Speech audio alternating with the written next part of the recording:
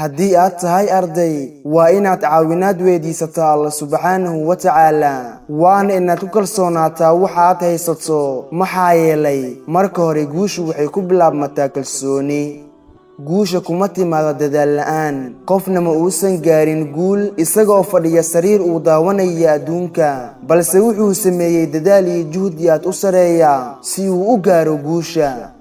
ardayahow dadaala oo dadaal badan sameeya ilaa aad ka gaartaan meesha aad rabtaan hal talaabo oo kaliya ayaa kaaga hadhay guusha iyo wax yar oo rajo ah wayna imaan doontaa insha Allah guushu waa natiijo dabiici ah oo ka dhashata qofka sababihiisuna waa shaqo feejignaan daal iyo dadaal aan kala joogsi lahayn ardayga doonaya inuu ku baaso imtixaanka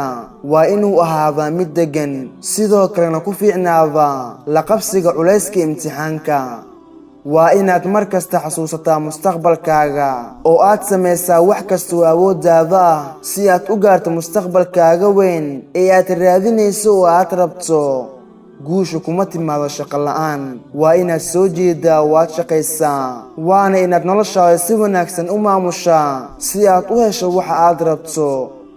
guushu waa inaad awooddaada oo dhan saartaa shayga aad rabto inaad gaarto kadibna waxaad arki doontaa sida dhaqsaha ay ku imaanayso weliba si fudud oo farxad ay ku dheehan tahay